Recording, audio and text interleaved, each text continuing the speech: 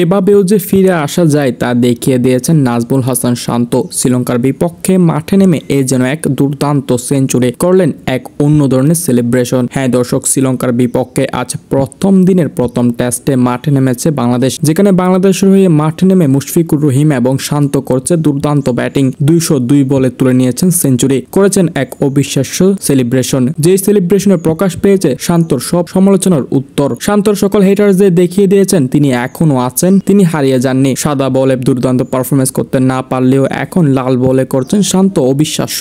অন্যদিকে মুশফিকুর রহমানও কম নয়, শান্তর সাথে মুশফিকও তাল মিলাচ্ছে। মুশফিকও সেঞ্চুরির কাছাকাছি। এই ভিডিওটি তৈরি করার সময় মুশফিক এখনো সেঞ্চুরি নেয়নি, তবে কিছু সময়ের মধ্যে আশা করা যাচ্ছে মুশফিকও সেঞ্চুরি পেয়ে যাবে। যাই হোক, নাজমুল হাসান শান্তর আজকের পারফরমেন্স আপনার কেমন লেগেছে তা অবশ্যই কমেন্ট সেকশনে জানাতে পারেন।